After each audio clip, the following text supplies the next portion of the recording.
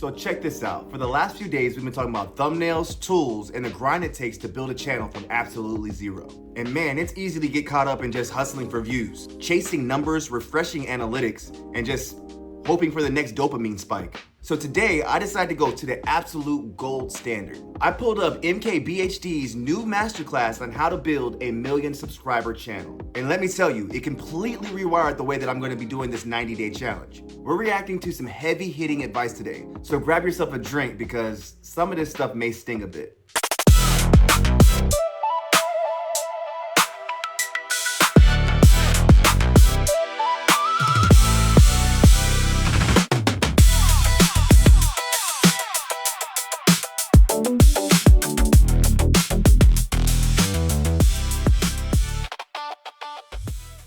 Look at this flowchart because of course, tech guys love flowcharts, but watch what they do with it. All right, so I'm with Andrew to help you answer the question, should you even start a YouTube channel? And this can be kind of a complicated question, so we've built something to help you answer that, a flowchart. And I suppose it all starts at the very beginning with the most important question, which is just, do you enjoy making videos in the first place? Yeah, so if you don't like shooting, editing, writing, all that, that's a no. Yeah, what if you do enjoy making videos? Okay, you've done the process a few times, you know it. The next question is,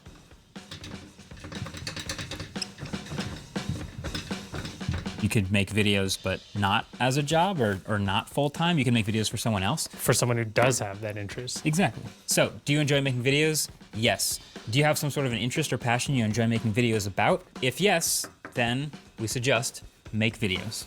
Marquez, what's this? That's a third option because I think there are a lot of people out there who don't know the answer yet because they haven't tried. So I'll throw them over here. I don't know if I enjoy making videos yet or not. If you don't, the first thing you should do is try making videos. Find out. See how it goes. Make a few. So you've made some videos. The next question I think you should ask yourself is, was that fun? Marquez, I made my video. Yeah. I had no fun. What do I do now? Fast forward to the end. You didn't enjoy it. How come I keep ending up down there? That's not great. But if you do enjoy making videos and you had the fun, you can consider taking it more seriously, doubling down, and making it your own thing. If job is not what you're looking for, follow this arrow right back up and keep making some videos because you had fun doing it. And then you ask yourself if it's gonna be a job again and you say no, and that's okay. We've seen all types of YouTubers doing it, like Internet Shaquille, Dr. Mike, they made 1 million videos before it was their full-time job. Marquez, how long do you think you were in this circle? I was in that loop for longer than I wasn't in that loop. Then you come back and one day that answer is yes. What happens? Then this is your little YouTube play button. You've graduated, you've gotten to the end where you realize you have a passion, you enjoy making videos, you want to take it seriously. You can start a channel and join that journey. Right there, Marquis talking about being stuck in that loop longer than he wasn't in it. As a creator starting out, that hit me hard. How many of us are making videos and secretly not having fun doing it? At that point, we're just chasing the algorithm. If you're not enjoying the shooting, editing, and writing, then why are you doing it? This right here is the cheat code, the outlier theory. I'm gonna show you our 2 favorite methods for growing a YouTube channel and getting views in the door, but we'll also show you how to retain your audience and make sure that your YouTube channel is sustainable through a strategic lens. Outlier theory. Basically, this is just looking for supply and demand imbalances on YouTube. You can go through YouTube right now, refresh your homepage, and you'll find a video that did hundreds of thousands of views on a channel that maybe only does like 200. That's a great indicator that whatever it was about that video's packaging, whether it's the topic, the way the title was phrased, or the composition of the thumbnail, is something that you might be able to adapt into your own niche. You can actually install Chrome extensions on your computer like 1 of 10 or vidIQ, and then your YouTube feed will show you these scores right next to videos. The bigger the number, the bigger the outlier score. Most people think that finding trends means copying what Mr. Beast or what Kai Cenata's doing. But looking for an outlier, a video that did 500 views on a channel with less than 1,000 subscribers, that tells you what the audience actually cares about right now. It's supply and demand, baby. See, it's not about following the video word for word. It's about finding out why people clicked. Once you crack that psychology, everything changes. Here's a nuanced way to apply an outlier. Last year, there was a video titled, "Bro, I am begging you to read some fiction." It is a fantastic video that's up to 1.2 million views on a channel where that is huge performance for them. Now, a bunch of other people copied it and just made videos titled, "Bro, I'm begging you to read some fiction." But the really smart creators did two things that I noticed. The first is that creators started using it as a hook and then introducing other fiction books and putting people on. It actually became an entire sort of genre within the self-development or book YouTube niche. The second most interesting thing was inversion. Someone else made a video titled, "I'm begging you to write some nonfiction." The reason I like these adaptations over straight up copying is that, first of all, it brings your own unique spin, which we'll get into more in a second. But second, it understands why people watch these videos and what it was about the original Outlier video that actually spoke to people. When you understand the fundamentals behind why a video pops, adapting it becomes really simple. Oh my God, real talk. Have you ever spent, it feels like years editing a video, only for you to upload your masterpiece and only get 20, 16 even, 5 views? If that's happened to you, drop a comment down below. Let me know I'm not the only one who's been gut punched with the reality check every now and then. It helps all of us know that we're going through the same thing. So if outlier theory is about taking a single video and extrapolating outwards, trend theory is about taking a larger topic from the zeitgeist, whether it be a movie or something going viral on TikTok, and bringing it down into a smaller niche. I know following trends can sound really obvious, but it's all in the approach. Let's take the topic of AI, ever present. You could copy the trend by doing something that lots of people are doing, like I bought every AI product or ad. But you're gonna be fighting against a lot of larger, more established channels for views and ultimately probably get lost in the algorithm. So you need to find your way in. Take all of these videos, which are great examples of trend theory. Each of these creators took the larger concept of AI, brought it into their niche, whether that be baking, music, commentary, CGI, and then narrowed the scope even further. Rather than I made AI music, it's I took Charlie Puth's AI music class. Instead of can we tell it's AI, it's we're VFX artists and we're trying to teach our moms to recognize AI. The result is content that might seem really narrow in scope, but actually has really mass appeal. It's about taking the trend and then building off of it and going into your niche more specifically. But you also have to be able to identify the small kernels. So if it's not as big as a Barbenheimer, what are people consuming? What has secretly kind of seeped its way into your life that you can either analyze or build off of? The reason both of these work, whether it's outlier theory or trend theory, is because nobody really cares about you when they're clicking on these videos. They care about a broader topic. But if you want the audience to stick around for a while and you want your YouTube channel to be sustainable, you have to find a reason that people are going to not just watch your videos, but come back to them. And that is where we get into the sentence that defines all of content strategy at MKBHD, but across YouTube as a whole. Go where your competition isn't. So we actually have two kind of like differing opinions on what go where your competition isn't actually looks like. To me, go where your competition isn't looks like combining two really different genres or interdisciplinary skills. One of my favorite examples here is CoffeeZilla. He does fantastic investigative pieces about topics in tech, crypto, finance. There have been people breaking down the stories behind massive frauds for years, but what CoffeeZilla does that the New York Times doesn't touch is he has this fantastic editorial visual direction on top of it.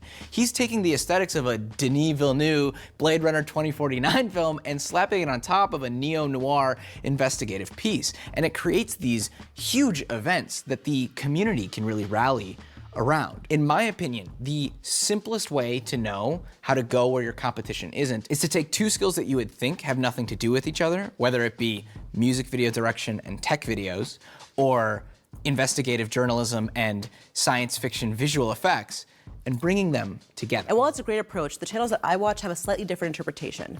Going where others aren't is more about what do you have at your disposal that you can use to stand out. So do you have a lot of free time? Do you have access to an industry? Do you know how to make something really specifically?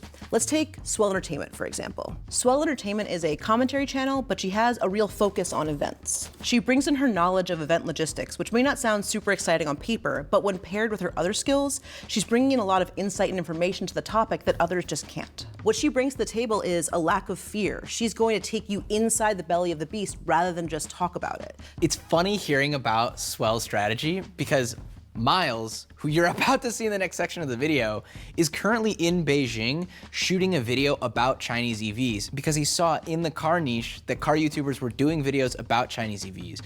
I love these guys, but they said just book a plane to China. Bro, I'm not going to China. My budget for this video is a cup of coffee and a dream. I'm not flying internationally, my guy. Really importantly, finding your competitive advantage out competing other people doesn't mean that you have to book a flight to China today. Like, hold on a second, okay? Take a step back. You'll eventually. You'll get there. Because But jokes aside, the core lesson in this video is brilliant. And no, you don't have to fly to China. You just combine two skills that have no business being together. Or use whatever unique access you already have. You don't need to go to China and you don't need a massive studio. You just need your unique angle. Find it. you can think of YouTube strategy as a triangle. You're trying to find supply-demand imbalances. Then you're trying to compete against those with something unique that other people can't do. But then you also need to be consistent. The simplest way to be consistent, both in your uploads, but also in the quality between uploads, is a format. What are you actually making that remains the same video to video? And a format can be anything. It doesn't have to be like a full game show. It can literally be just that you're sitting in front of a desk talking about a topic, or you're, giving a phone review. But most importantly, what you want to have is just something that people know they're coming back for. Why are they going to return to your channel? This is going to be a big theme in the brand building section that we'll get to with Brandon, Tim, and Michael later in the video. So first, before we get there, why don't we answer some of your questions? We got the reflections in the glasses. Could you lose them? Okay. Well, okay. Never mind. How often should I be posting? However often you can sustain posting. Don't burn yourself out. There's no magical number of posts per week that are going to make you show up in the algorithm. Whatever you can sustain, do that. Should I batch my videos? Don't batch so long that you're just on some copium. You have to eventually release, but I like to batch up 3 or 4 videos before I launch a channel, just so that I have the habit of creating before the dopamine loop of a video performing really well or poorly can mess up my flow. My views are declining. Is my channel dead? 2 questions you need to ask yourself. 1, did I just try something new? If you tried something new and the views are declining, you need to figure out if you want to stick it through or not. Maybe you tried something too new and you need to integrate some of the things that were working from your last format. Or, alternatively, you haven't tried anything new, and now your views are declining because the audience is burnt out. You need to find a way to up the ante, continue to innovate, or potentially pull some new topics from other channels. Take some time, find some inspiration. Am I shadow banned? No. Honestly, probably not. Occasionally, you can have things be demonetized or age restricted, which can mess with your video's performance. But on the whole, just because you had 1 or 2 videos do poorly, it doesn't mean you're shadow banned. Usually it's an issue with the content, not the platform. You can check in your settings on YouTube Studio and upload a government issued ID, and this will build more trust with the algorithm if you have a brand new YouTube channel. But for the most part, just make better videos. Or keep posting. Should I clip out my long form videos for shorts? Yes, but that decision needs to be made before the video is made. This is why formats like Pop the Balloon or live streaming are great, because they're thinking, how can I have a setup and payoff within a minute on this show regularly so that it's built to be clipped? You can't just take a long form video and expect it to do well on shorts.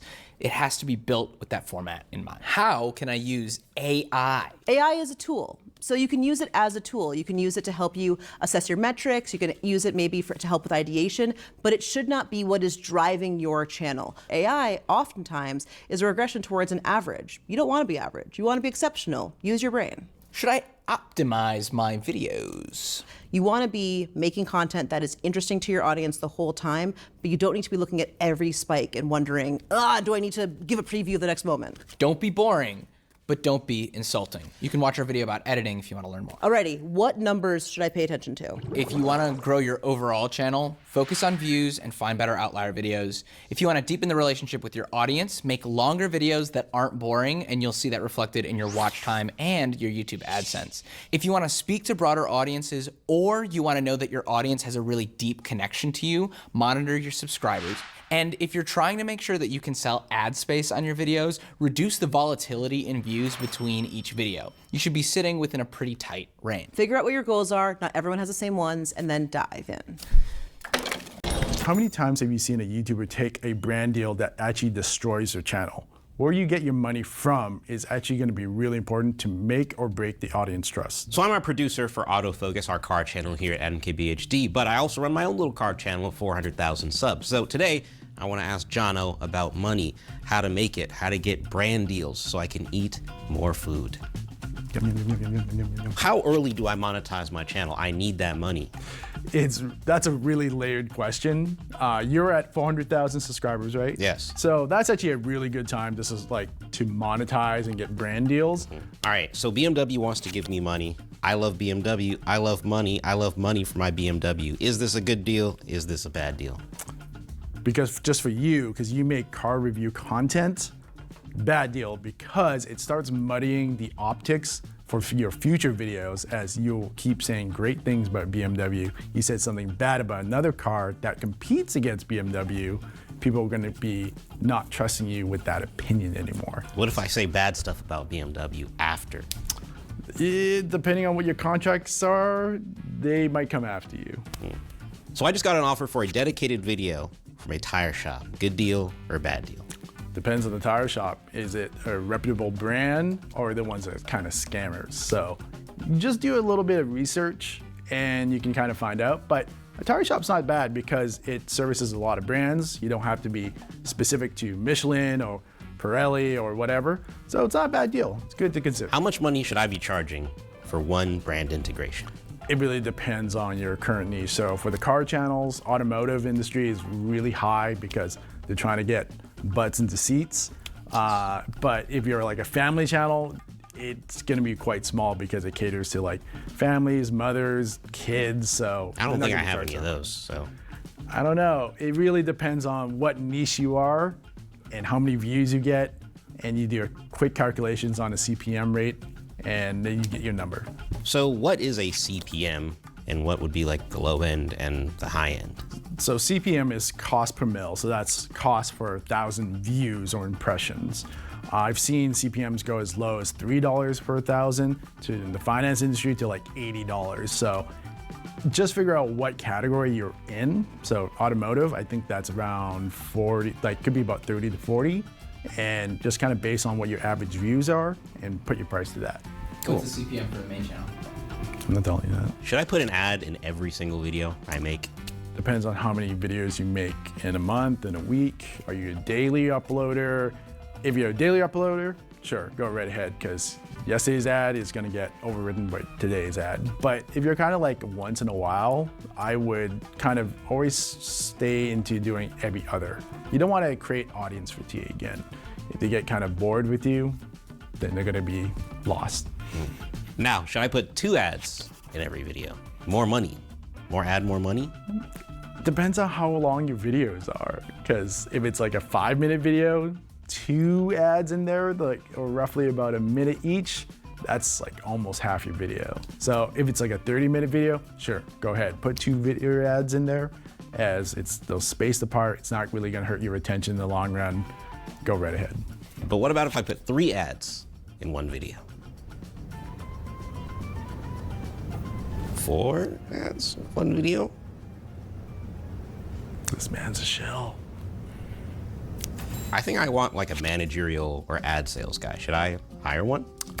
Do you not like doing that kind of stuff? I don't like it. No, not at all. I would definitely suggest like explore the option. Some of them are gonna be charging quite a bit, about 20, 30% in most cases. A good one's gonna get you about 10 to 15%, but it depends on what the rates are and how much you're willing to spend on that position. Okay, but we're friends, right, though? Yeah. How about 5? All right, y'all, that part about taking the money because the brand deal was good, that's a trap. How many of your favorite YouTubers have you watched where they start promoting a sketchy cryptocurrency or some sketchy video game that they guarantee is gonna pay you out some astronomical amount of money? And then when you see it, you instantly lose all respect for them. MKBHD's team was spot on when they said, your audience trust takes years to build and about 4 seconds of a bad sponsor read to destroy. Protect your integrity early, even if you're a small channel. Trust is all you have. I think that's a win-win.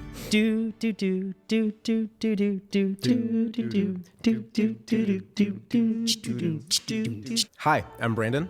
I'm Tim. And I'm Michael. And we are 3 parts of the design and creative team here at MKBHD. Today, we're here to talk about brand, all the different elements, video, motion, design, all of that. So I guess the million-dollar question is, what is brand to you guys? Brand is like a gut feeling that like a consumer person has about a product or service or experience. In an infinite sea of content, it's important to always stand out in some way. Largely that's driven from the content itself, but being able to have some type of noticeable attribute that a subscriber can always keep coming back for. Someone can notice in a thread of different thumbnails, that is you. But what if you don't even know what your brand is? Well, lucky for you, we built this exact brand from scratch. You know, when we started rolling the ball with like the studio channel idea, there were a bunch of different pieces. You have broad different pitches, like, you know, we pitched a car series, like a short form car series hosted by Vin Dang called The Vin Number. Just as, you know, one example of just like, we were being ridiculous at that point in time. Well, I think for context, it's important to remember that we had MKBHD main channel and we had the podcast, and that was it. We didn't have autofocus And the video podcast had just started. Right. We didn't have a range of content. And so I think we knew we had a lot of room to play with what we wanted to do with the studio channel. I think the original idea was behind the scenes, but then it was like, how do we grow from there? So how do you even get started here? The short answer for us was we just wanted to compile every single thought, every single through line that we could possibly have. And we're a team of different creative people, and we had a lot of ideas. So we put them all on a whiteboard.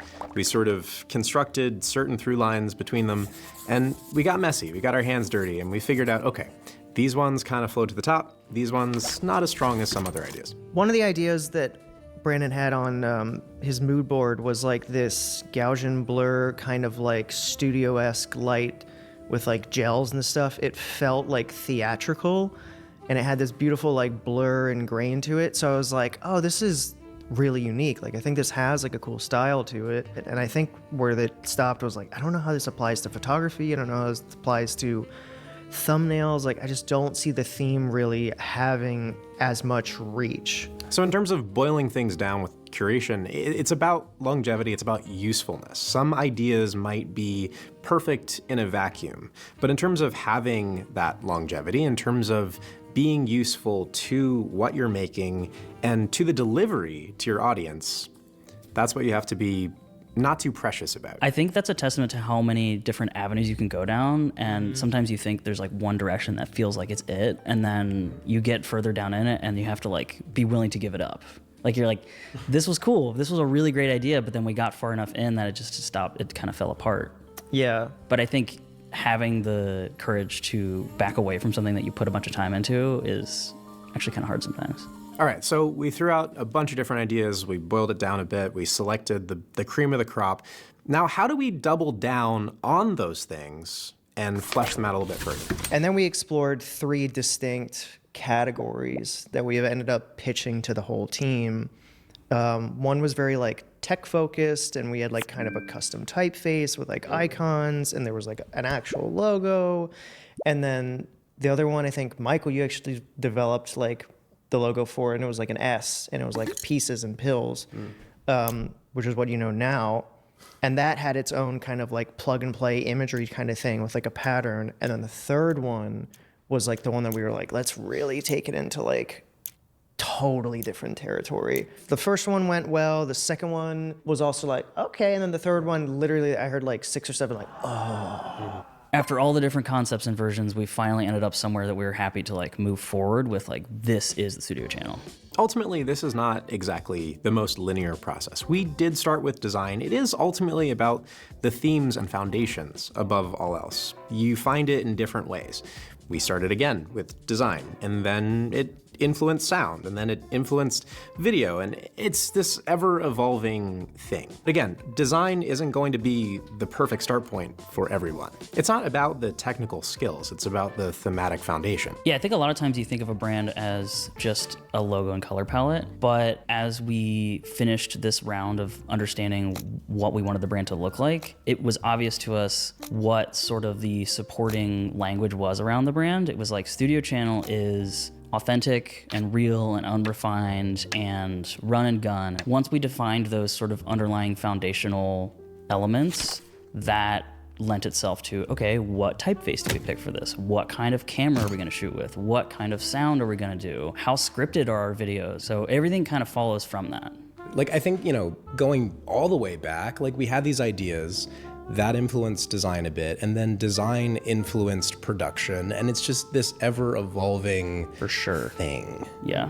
Well, I think we're getting to the point in the process where you start to talk about how chaotic this whole thing is. You don't really have this like A, B, C, D, and then you're done with your brand. It's like we did our best to come up with a style that worked, and then that lent itself to kind of the general idea of what we all felt. And then it was like video number 3 or 4, and we're kind of getting into the groove of like, that felt right, that didn't feel right. I think 2 themes keep coming back. That's about being precious and also about working in a vacuum. Sometimes when you work on something, when it actually goes out to the world, it doesn't deliver exactly the same way that you'd planned originally. It's pretty easy to get stuck in ideation phase, and it can be quite addictive, and it can be fun, but at some point you have to stop, and now it has to get put to use. Thumbnails, intro, banners, like all of that stuff was like, all right, now we have to actually like utilize this.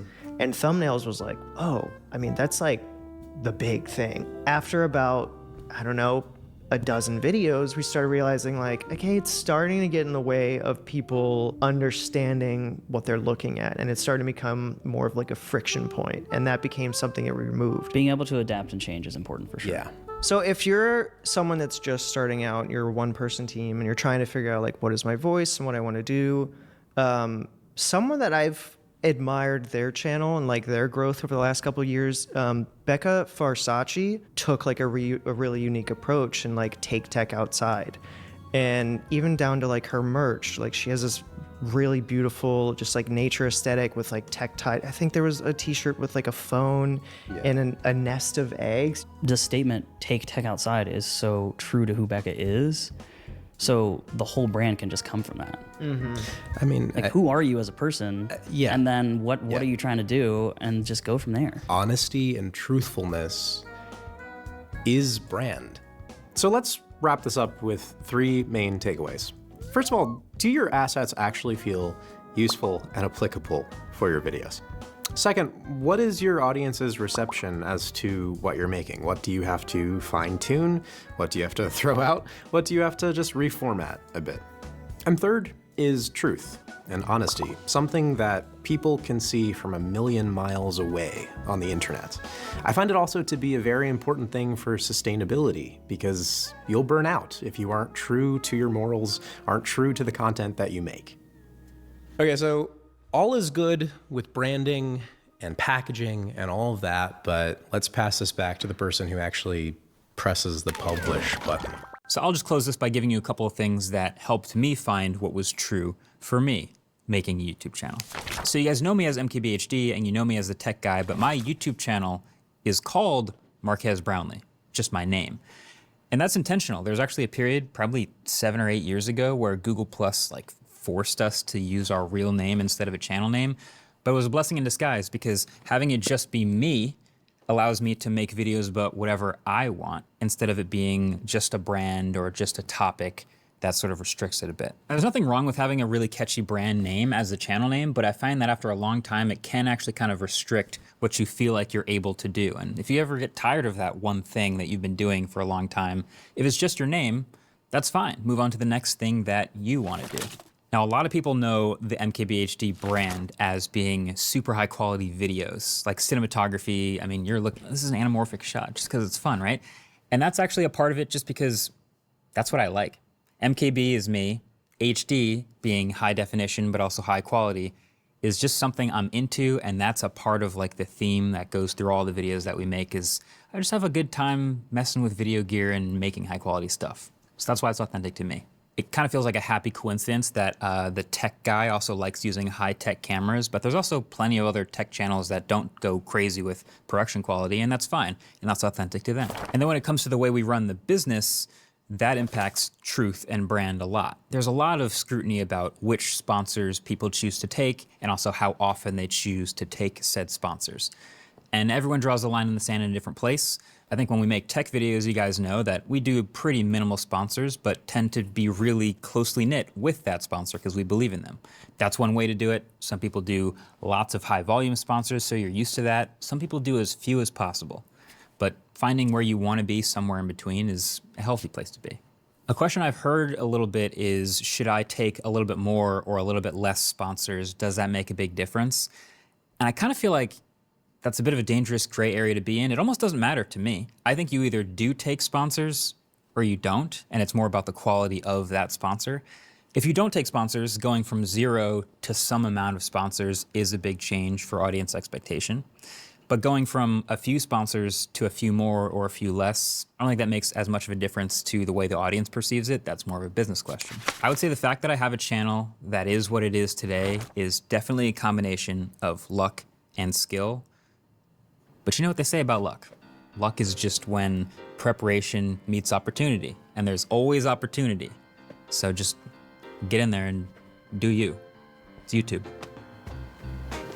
Watching a team like MKBHD break down the mechanics of YouTube is completely humbling and wildly motivating. It reminds me that this isn't a sprint, it's a system. If this deep dive helped build your perspective, hit the like button. It takes half a second and it tells YouTube to push it to other creators. And if you want to see how I start applying these strategies to my channel, hit that subscribe button. I appreciate you hanging out for day 5. I'll see you on the next one. We out.